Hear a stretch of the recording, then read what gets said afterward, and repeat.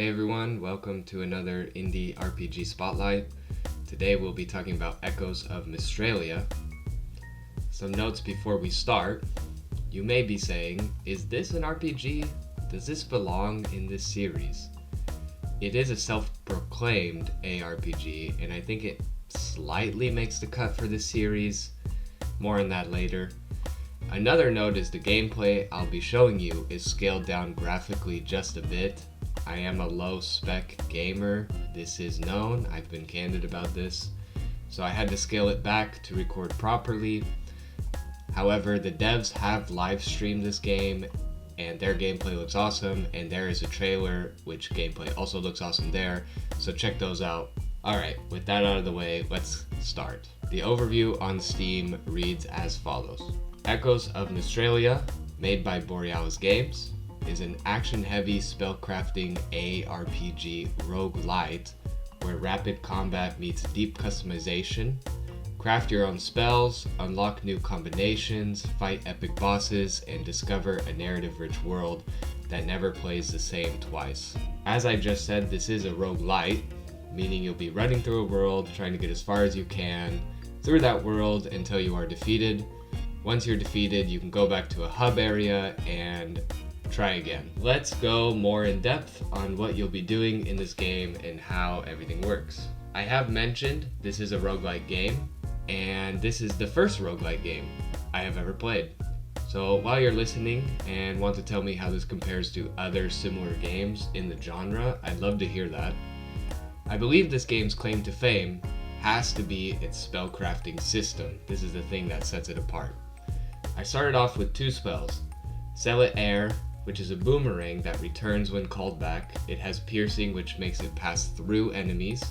The other spell was Exe Aura, sorry if I say that wrong, which is a continuous beam of lightning that shoots in front of you, and after some time it overflows, which gives you lightning bolts around your character, and the ability takes a moment to recharge. All that may sound whatever right now, but what gives these spells some flavor is as you progress through areas of the map, you will unlock things called trigger memories and modifier memories.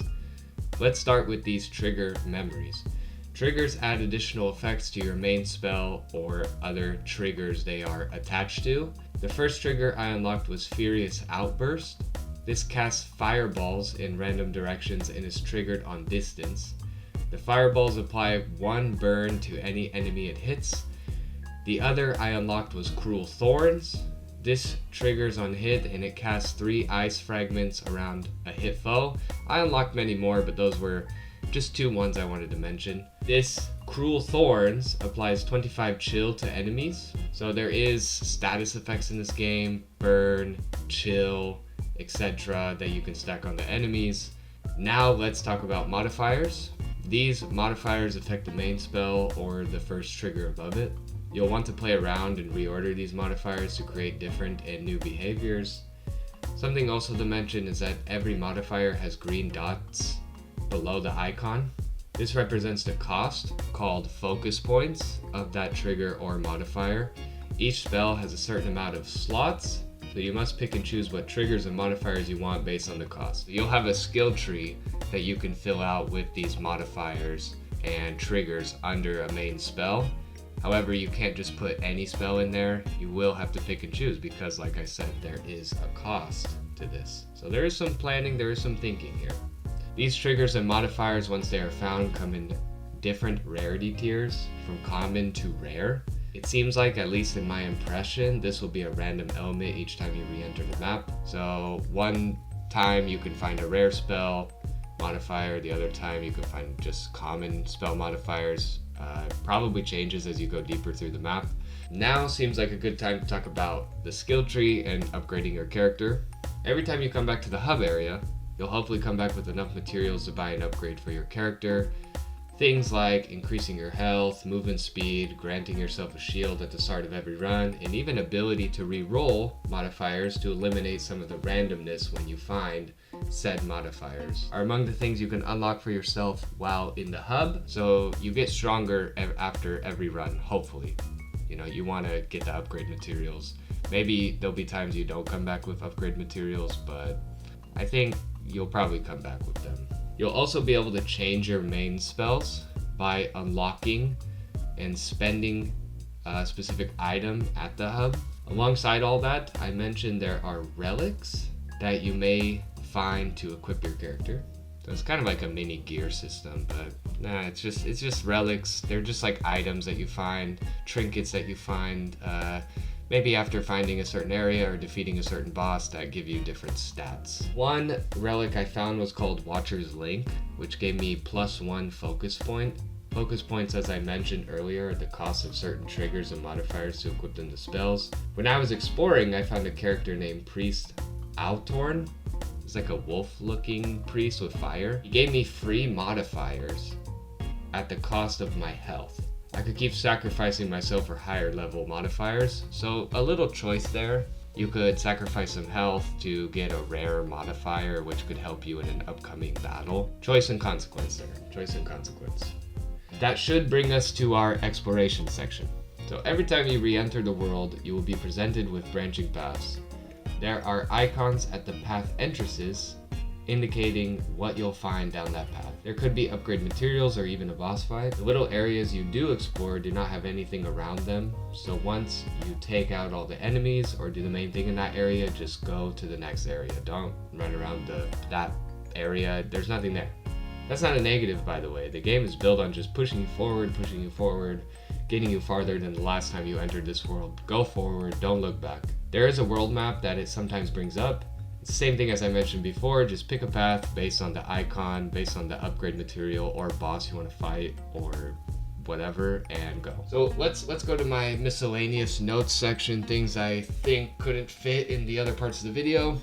Let's talk about the story. Why is story in the miscellaneous section all the way at the end of the video? Well, it's because while the overview said this is a narrative-rich world, I was not hooked on any narrative here. The world, the characters, I just wasn't hooked on any of it. The character designs I also did not like very much. You may like them, but it just wasn't for me. The positive thing I can say about them was I'm glad it wasn't an anime tropey feeling character design like I see in a lot of games. And it felt more like a Nickelodeon cartoon. The characters kind of reminded me of Avatar: The Last Airbender. And even though I love that cartoon and I grew up with that cartoon, I just did not feel it here. I don't feel anything with this main character. He's a character that is out to prove something, new to all the world, underestimated by his peers. All that sounds fine, but something was just missing with this character. I should mention there's full voice acting here, but is it any good? That's up for you to decide.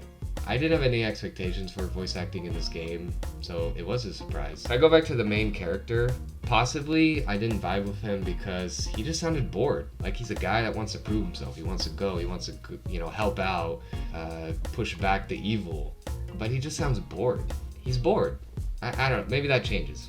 Maybe it changes as you go farther, but I'm not hooked at the beginning, so why do I want to go farther with this main character? Let's wrap up this video on that note. If you like roguelike games, you've probably already downloaded this demo. You've probably already heard of this demo. But if you're on the fence, or maybe you haven't heard of this game and you don't know what to think, I'll firstly say there is a free demo, so there's no reason not to download it. But if you need more, ask yourself, do you like fast-paced combat with high skill ceilings? Do you like the idea of a grindy nature of this game? Which are roguelites, I get it. But this is my first roguelite, I'm coming as a newbie. So my experience is, yeah, it's very grindy. Replaying the same areas over and over again, making it a little farther each time till the end.